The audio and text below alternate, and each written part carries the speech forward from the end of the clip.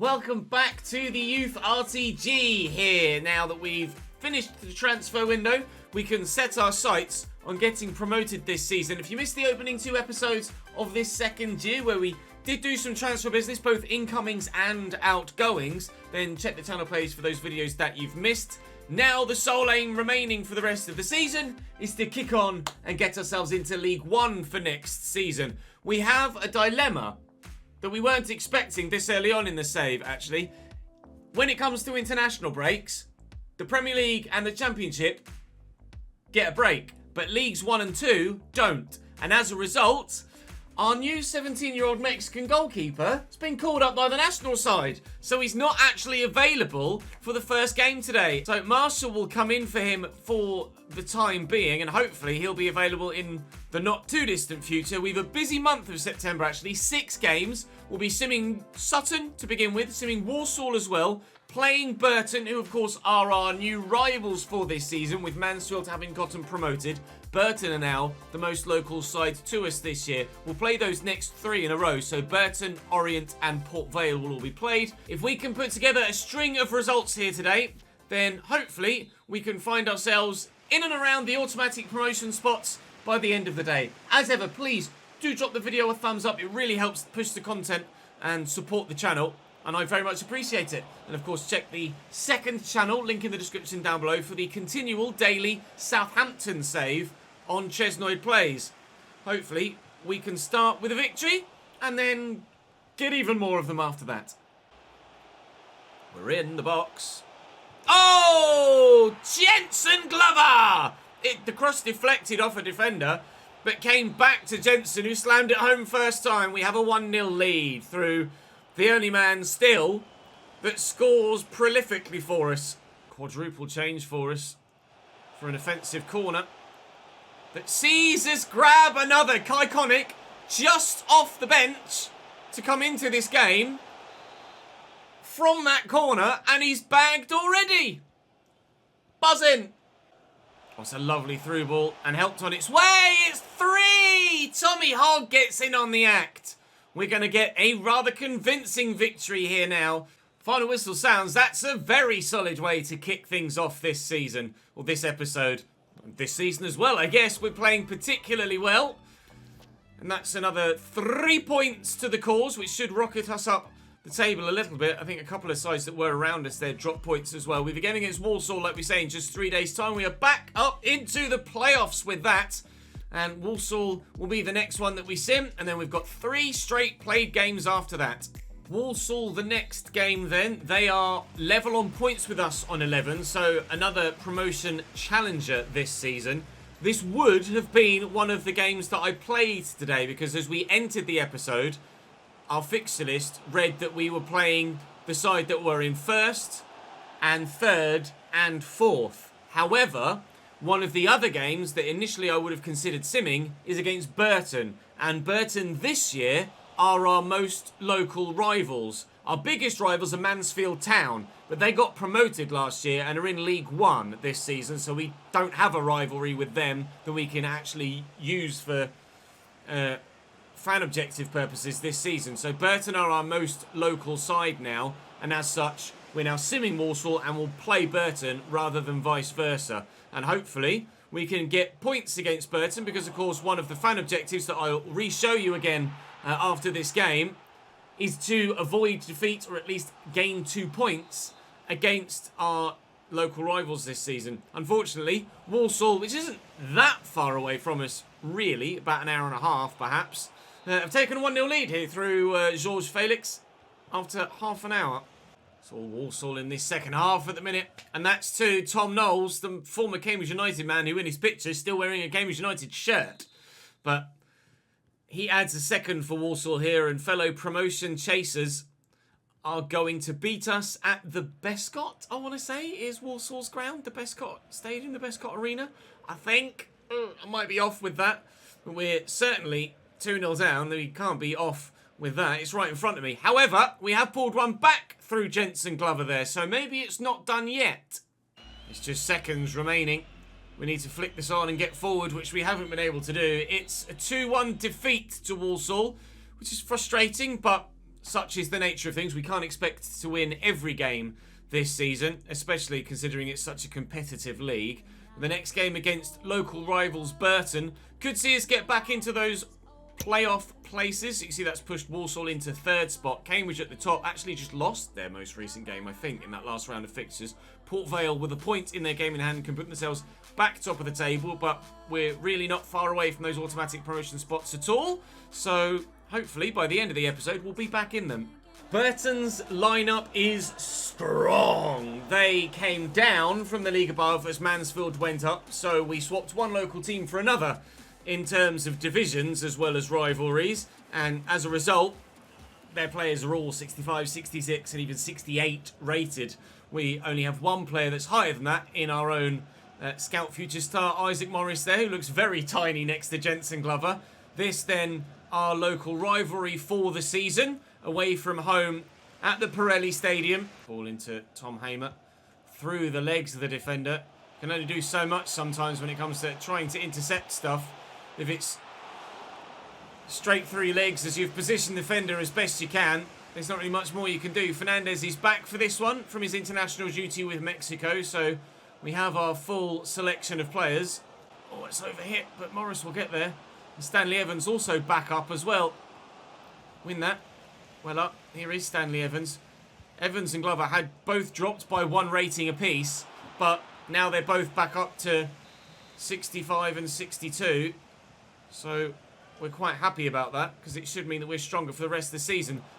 The header from Bakker did take a deflection off the defender, which made it easier for the goalkeeper. It's just a case of attack, lose the ball, counter-attack. Lose the ball, counter-attack. Lose the ball, counter-attack.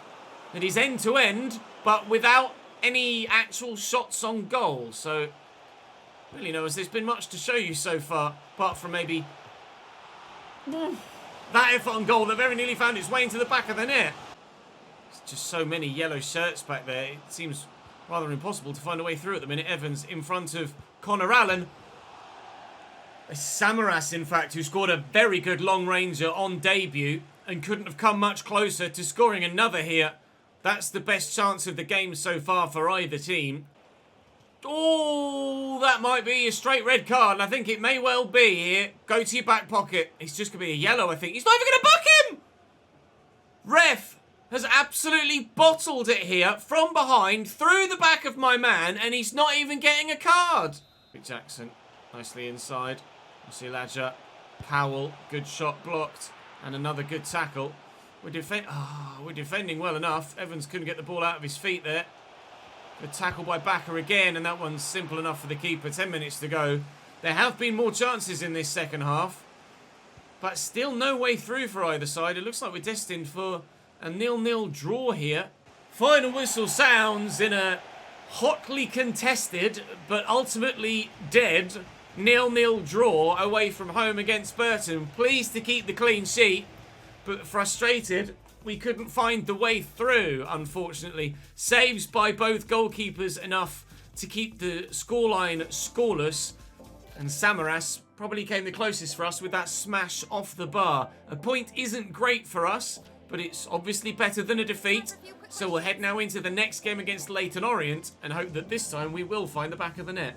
Still trying to develop what we've got in the club and through our youth system at the same time as obviously buying players in. We bought 3 players in the summer, but I don't want to solely rely on now buying youth academy players from other sides. I do still very much want to use our own youth academy, and hopefully our youth scouts will come up with some absolute ballers. We've had a couple of players that have come through that have been in the early to mid 60s, and that's what I need really for players to come in and make an impact immediately at this early stage. We do, however, have players like Hutchinson who have great end potential, but currently are nowhere near it. Leyton Orient, one of the sides that have absolutely destroyed us in the past. A big 5-2 defeat against them still rings in my ears every time I hear the name Leyton Orient. They've still got Vigeroux in goal, but they do have Carrillo at CDM, who's a player we've got on our shortlist that we thought about buying, but we couldn't get him out of Leyton Orient, so we went for Samaras instead. This might be the head-to-head that shows us whether we did or didn't make the right decision. It's just terrible, terrible pass. that nearly cost us a goal. Bloody hell, good save by the goalkeeper. Certainly, we might be questioning whether we made the right decision between Samaras and Carrillo, but we know for sure we made the right decision with the goalkeeper, don't we? To Moncourt. That's a lovely ball. It's going to bounce, though. Smith gets it under control, and how is that for a finish on the half volley? That was pure shot power that sees us go 1-0 down here to Leyton Orient. Foot through it. Wow. Nods it down, and then that is a thunderbolt past the keeper before he knew anything about it into the far side netting. What a finish from Paul Smith.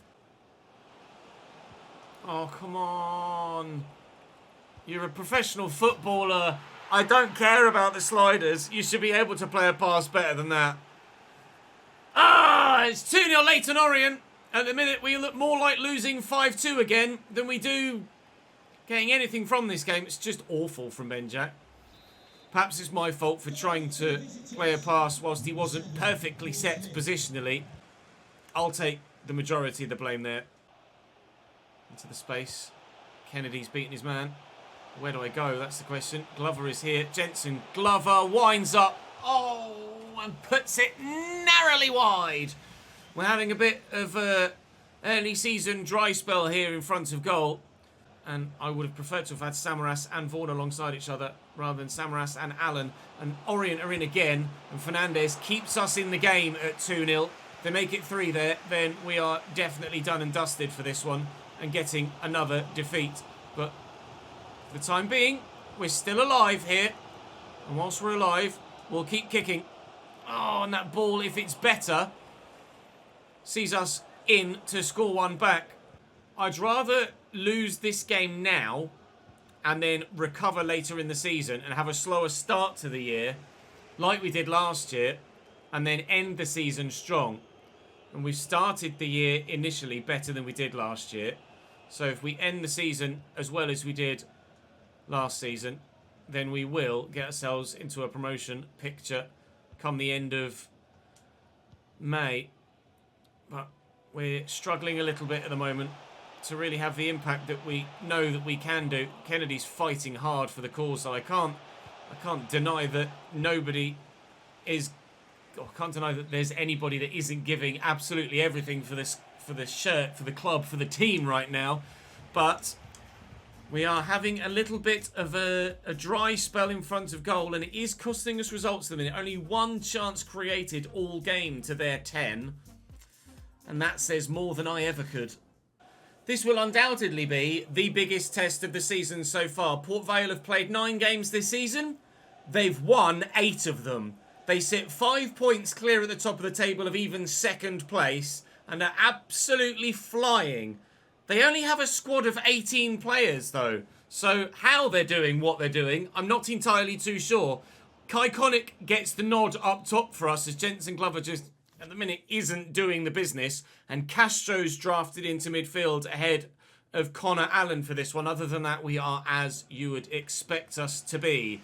Away from home at Vale Park, we will do what we can to initially just get on the bloody score sheet, and then from there get some points on the board. We're still only 3 points off the playoffs, so despite having a little bit of a dry spell in front of goal, we're still very much in the promotion picture. And just as it took last year, all it takes is a run of 2 or 3 victories in a row and you're right back in the mix.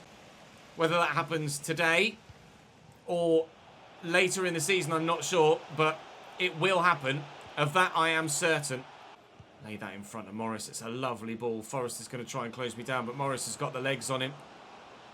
He can find the pass. Here comes Kennedy from the far side, who spun brilliantly, and Rory Kennedy scores the goal. 43 finishing only, but there is a 1-0 lead for Chesnoid FC. No, FC Chesnoid, wrong football club. Get in! Corner for Vale. The fight back begins. Sigurd Jonsson into the middle. Benjak has to rise very well to get to that. This is going to fall free. Oh, the keeper came for it. I was going to try and dribble away with Kennedy there, and he left it for the on-rushing goalkeeper that I didn't call out. If we concede now, I'll be pretty annoyed. We haven't, so all is well with the world. There's Morris in behind again. See Kennedy at the back post. Oh, he's going to find Iconic. It's flicked on header. Really should have been better. Put himself in a great position, and he needed a firm contact on the ball, and that's 2-0. Evans, oh. Could have been excellent. Oh, that could be excellent. Off the bar. Deary me, so very nearly. 1-1. Still could be. Oh, he's going for the power shot. We've gotten in the way of it, but it's fallen free to Holden.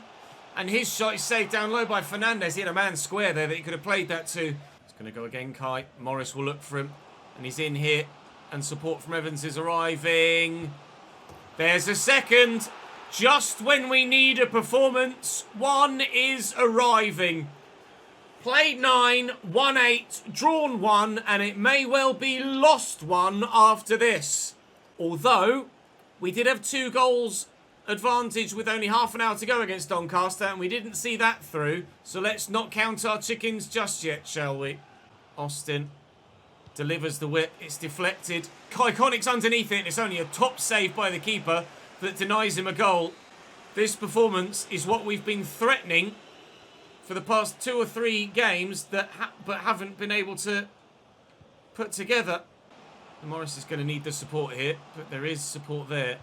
Conic will turn, and here's Samaras. Samaras looking for Evans. Evans for Rory Kennedy, who's in again. Brilliant save by the keeper. That's the game right there and then. Rory Kennedy can't find his second of the game and our third.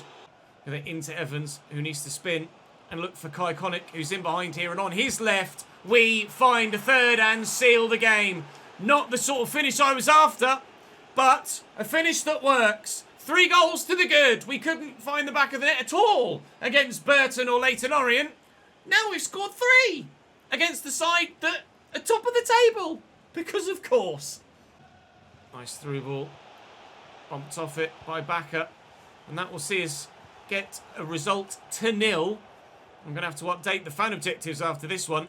Quite considerably so. We've been doing really well with the fan objectives this season.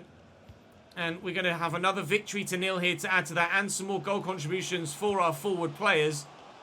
Oh, and very nearly one more stooping low to try and sweep the header home. Kai Conic. He's not great, but he's done a job today. A job that Jensen Glover hasn't been doing recently. A 3-0 win away from home against top of the table, proving that anyone can beat anyone in this division, which is why it's so hard to get promoted in the bloody first place. But keep performing like that, and we will get promoted. Lucas Maxwell will go on a short-term loan to Ingolstadt. We'll hopefully see him grow quite well. We're still lacking in a number of certain positions. Oh, don't. Oh, Mateo Fernandez is on international duty with Mexico again. That's a pain in the balls. Right, so with regards to the fun objectives before we have this one against Newport then, currently see that my board confidence is maxed out at 100. The AFC Chesnoid board adore me. The fans will be very happy as well. We've got 3 contributions of 20 with... no, that's not updated. Hang on, bear with. There we go, that's better. 4 of 20 goal contributions so far with Isaac Morris. That's the one area where I'm not really doing that well at the minute. I still don't get much out of Morris. 4 of 5 victories to 0 though, which is very nice. We got the point against Burton earlier on, of course, as well, which is 1 of 2 points against our rival. Our front players are the only ones that are scoring the goals. Sometimes you get some from deeper in midfield, occasionally a centre-back from a corner, a full-back with a run and a finish, but at the minute, the majority of everything is coming from our forward players, 29 of 30 already, and we very nearly completed that one just at the end of September, even, for Bossman Ben. We're getting a lot of goals from our forward players, and they're being set up by our other forward players as well. We have a really solid defensive unit now with the signing of the goalkeeper, and a solid offensive unit as well. That win moves us up to 10th, and we are still continually 3 points off the playoffs. And if we can get a result now against Newport, then hopefully we could be even closer still. Newport, a side that are level on points with us at the moment, so we're both chasing a playoff spot. We feel like we've got the better team. We feel like we've got the better chance of getting ourselves into the division above, and we couldn't have started better. Exactly on 5 minutes. Up pops Isaac Morris. Dominating the game though here, aren't we? Here's Kennedy again, and Glover. Evans back there. And there's another. It's Samaras to score his second goal for the club, and the second of our afternoon. Looks like we're going to get a victory here against Newport County. Back-to-back dubs again. And despite the fact that some of the games haven't gone our way today, some of them still are. Also lovely through ball. Newport have one back. Aaron Wildig gets them within one again as we make a couple of changes. Castro and Connick on for Samaras and Glover. There hasn't been any strikers come up in our youth academy. And I've found someone that I could buy, but he's only 5'9". And I'd rather, at the minute, especially in these early stages, still rely more so on my youth academy than I am on buying players from other clubs' youth academies. We bought 3 players in January, and I'm hoping that we'll be able to develop our own talent a little bit better for the remainder of this season. We are, however, going to get another victory here, which is very, very pleasing indeed. Cambridge beat Doncaster, Port Vale draw, so another game that they haven't won in, and their gap at the top of the table will have come down. And as we approach the game against Salford, this final month is now looking like it's coming to a close. So let's see. That's going to be a no for you. 1.3 million. Hello, Niall. Welcome to the club, mate. That's what we've been after. Maybe a position change for him as well. Maybe a position change for him as well. Okay. And now we've met a board objective as well. Meh. Ugh. Nothing from Ireland then. Let's have a look in the youth academy. Oh, 65 rated centre-back Niall Lavery. Frustrating thing is, I don't need any bloody centre-backs a minute. He's got good crossing though. And his passing's good. He's not really a centre-back. He's got good stand tackle, but he's also really good in possession. And high defensive awareness. Okay. He's not got the pace to go out wide though. Maybe a fullback? Maybe a fullback? Can't be moved into midfield because of his crossing, but I mean, maybe there's a fullback there. If we can improve his acceleration. He's got 67 sprint speed. Is he right or left-footed? He's left-footed. We might have another left-back on our hands here. We'll train him as a left-back. 14 weeks as a CDM. It's going to take forever to train him anywhere else. Okay, Niall Lavery. Unfortunately, we already have a left-back we're trying to develop. So that's good and bad at the same time. Craig Murphy physically looks very good. He's definitely a centre-back, but technically particularly lacking. So let's just train his defensive stats as best we can. We had Joseph Boyle, who is 5'8", not spectacular physically, and nothing nothing technically. Ooh, that's not looking great for him at the minute. And then the other one was Alex Fleming, who is all right physically. Acceleration 66, sprint speed 65, 74 agility, and his balance is decent. Curve is good, ball control's very good. Dribbling and free kick actually decent. He's definitely a midfielder. Definitely a wide midfielder, so we will continue to grow him in his passing stats and his shooting stats as best we can. 3 weeks, 4 weeks, 3 weeks. Let's do his wide midfielder stats. His agility doesn't need to go up. Stamina could do with improving though. Let's do that. We might have a wide man there then potentially in the not too distant future that could be involved as well. So good and bad there. Lavery's obviously decent, but now where does he fit into the squad? I don't know, because we have 2 young centre-backs now in Ben Jack and the player we bought in permanently in Mitch Bakker, that are both higher rated. Schofield is still 66, so can still be a backup for us, so maybe we call that youngster up, send him out on loan, and then he comes back and it's just a squad player moving forward, because we will need a replacement for Schofield eventually. So let's call Lavery up, promote to senior team. We've already done that with one centre-back already. this season, and we'll send him out on loan in January if we can.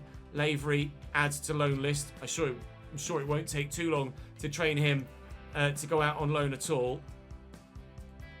I mean, it sucks that Boyle is very good at left back, and I've been very much impressed with him, so I don't really need a left back. He's only got 2-star weak foot.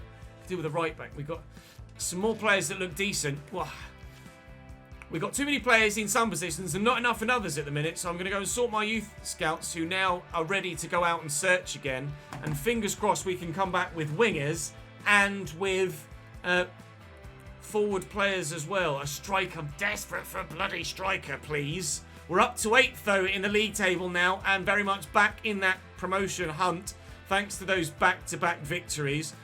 We started the month with a win, we end the month with a win. Salford, Cambridge, Harrogate and Hartlepool will be on the agenda tomorrow. That is all for us for now. Thank you very much for watching, and I'll see you next time.